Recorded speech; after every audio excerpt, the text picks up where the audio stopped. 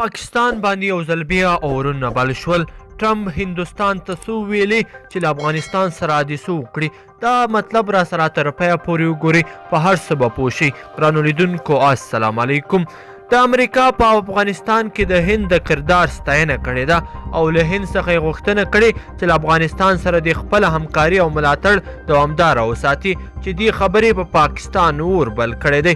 د رسنیو د راپورونو په وینا د امریکا په هډسن انسټیټیوټ کې یوه ناسته شوې ده چې د امریکې په بهرنیو چارو وزارت یو لوړپوړي چارواکي نینسي ایزو جیکسن پکې په افغانستان کې د هند د کارونو ستاینه کړې ده. هغه همداراز له هند نه غوښتنه کړې ده چې په افغانستان کې د اوږدمهاله کارونه ترسره کړي او له افغانستان سره دې خپل ملاتړ دوامداره وساتي.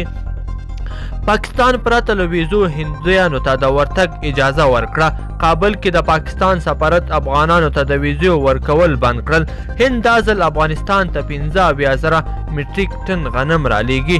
نینسي ایزو جیکسن همداره زیاته کړې ده چې په افغانستان کې د هند له لوري د 3 میلیارډ ډالرو نه د زیاتې پانګې اچونې او یا مرستو ته د امریکا حکومت په درنه سترګه ګوري. همداراز امریکا د افغانستان د ستونزې په حل کې د هند له هڅو هم ملاتړ کوي. خو بل لوري ته پاکستان په دغه خبرو سخت اور اخیستی دی او ویلي دي چې موږ ته په افغانستان کې د هند کردار د زغملو نه دی او هند باید له افغانستان څخه ووځي.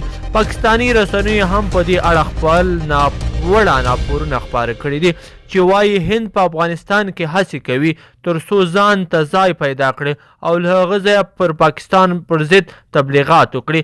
دا په داسې حال کې ده چې پاکستان څو ورځې مخکې د هند د سیکانو لپاره د کرترپور لاره جوړه او خلاصه کړل او په دغه لار به د هند سیکان وکولی شي چې پاکستان ته پرته له ویزې او پاسپورټ سفر وکړي او خپل مذهبي ځای ته لاړ شي.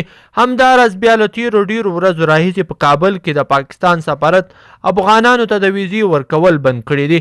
د پاکستان سفارت ویلي وو چې د امنیتي دلایلو له امله تر نامعلومې مودې پورې افغانانو ته د پاکستان ویزې نه ورکوي.